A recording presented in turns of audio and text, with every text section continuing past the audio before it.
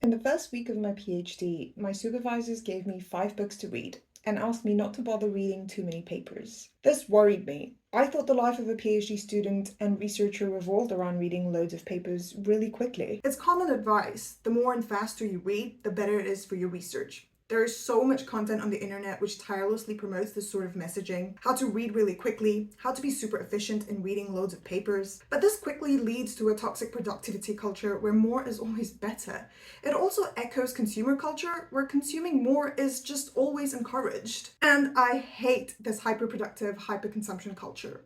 I especially hate myself for falling into this trap because instead of being concerned with how what I was reading was shaping my thinking and my intellectual autobiography, I was worried about metrics such as how many papers, how many pages, how many hours I was reading. I'm not saying that learning how to read fast and developing the art of skimming is not important. In the age of ever-growing publications, there's obviously a place for that. But when you're developing yourself as a researcher during your PhD, you need to develop yourself intellectually. Ask yourself this question.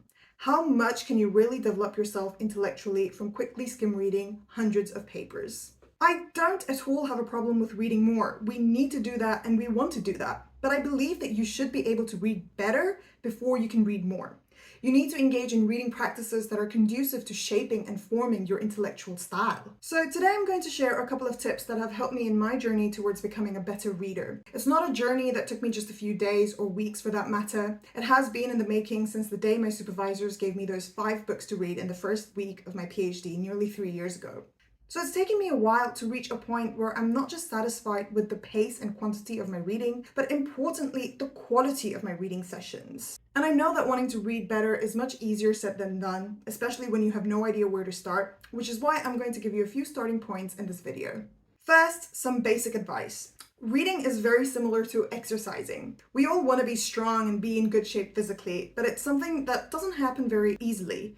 We might get sparks of motivation every now and again, but that's just not enough. It's painful and painfully boring to consistently hit the gym 5 times a week. Wanting to be better at reading is similar. You want to read better, but as you sit down to do it, you will find that you're dreading it, which is why you need to train yourself and train your reading muscles just the way that you would train your actual muscles at the gym to get to a point where you actually enjoy working out. And there are 2 things here that you will need to train your reading muscles on: duration and intensity. To really grasp difficult texts, you need to build up tolerance to reading for longer durations. Block some time every day or week and dedicate it to reading. Focus on the text and train yourself to resist drifting, to really understand what the authors are talking about. Manage your expectations. If you want to go in depth and really engage with text in a way that you're getting something out of them, expect it to be hard.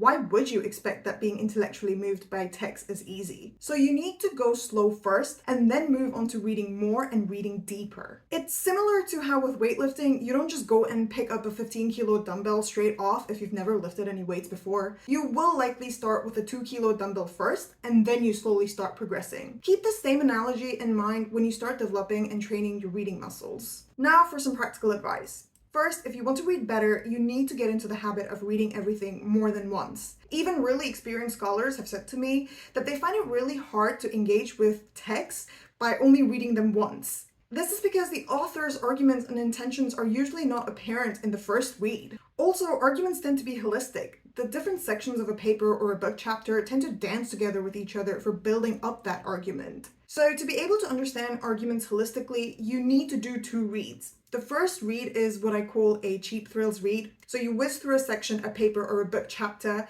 just to get a bird's eye view of what you think the authors are trying to argue. Then you go back and you do another slow read. You don't have to do this immediately. You can take some time between the first and second read, be it a couple of hours or even a few days. In this break, you're essentially letting the text simmer. The second read is when you really understand how the different sections and pieces of the text interrelate to each other. Your reading sessions are incomplete without notes, but this does not mean that you should take note of every point that you read, highlight every sentence, and annotate your texts heavily. It only makes you feel productive. It's actually a waste of your present time because most of these notes are usually rubbish. It doesn't at all help your future self. Instead, you will break down your note-taking practices into 2 strategies. In your first read, you won't be able to grasp what the authors are really arguing anyway, so there's not really any point in trying to make very detailed notes. So you should only annotate after you've read a paper or a section of a paper or book chapter. Checkmark paragraphs or sections with stars in the margins, or use colored tags for interesting quotes or sections. You can also write a very short summary phrase or sentence in the margins about paragraphs or sections that have stood out for you in your first read. Alternatively, you can note down questions that you think a paragraph is answering or addressing. Finally, at the end of your first read of a paper or book chapter, you should summarize it in your own words. I keep it very short, maybe like a paragraph, which discusses what I think the main argument is. This is so that you can help your future self remember what you gathered during your first read in a way that sets you up for your second read. During your second read, you should go through your annotations and notes from your first read and see which notes need to be expanded on. So you want your first read notes to essentially guide you during your second read. As you start getting a better understanding of the author's arguments during this second read, you will also figure out which sections and ideas deserve their own standalone discussions in your notes. You should take notes this time around in a more critical commentary style. I will make another video in the future about critical note-taking for your research, but it essentially means that instead of just simply describing what the authors are saying, which is what you should be doing in your first read, this time around you want to discuss the soundness of their arguments. Address in your notes how the authors have built up their arguments and critique their approach. Also, take note of what this means for your research. For instance, you can talk about what it does for your research, how it adds a different perspective to it, or if it even opens up some sort of different avenues for your research. What a piece of text does for your research also depends on the kind of literature that you initially pick to read. So you need to understand that this form of intentional and mindful reading is not for every piece of literature. You need to pick the right kind of literature to read better for your research. For your research, there are broadly two types of reading that you'll be doing. Reading empirical papers to find contrasting or supporting evidence, and you shouldn't aim to do in-depth reading for this type of reading. And the second one is when you read for developing your understanding about a certain topic or concept. It is here that you want to dedicate time for reading better. And the kind of literature that you choose for developing your intellectual understanding of your research topic can follow two broad trajectories. You can either choose to read works by certain influential thinkers or scholars who have written a lot about your topic. So if you know that a scholar has done a lot of research around your topic of interest, you can start making your way through their publications. Or you start with a collection of works that talk about this topic. For this, something that I find really helps is that you can find these Oxford very short introductions to certain topics of interest. They usually have a wide variety of topics that you can select from.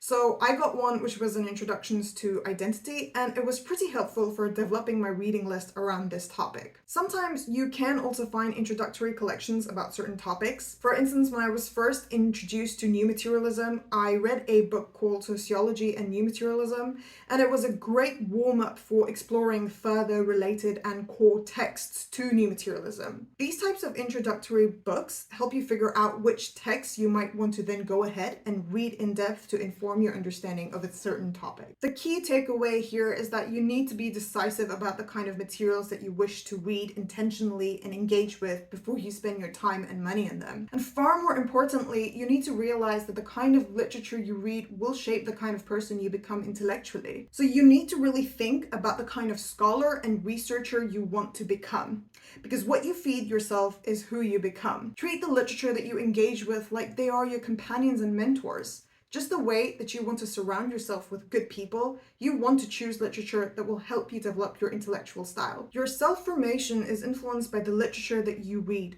and you need to be intentional about it.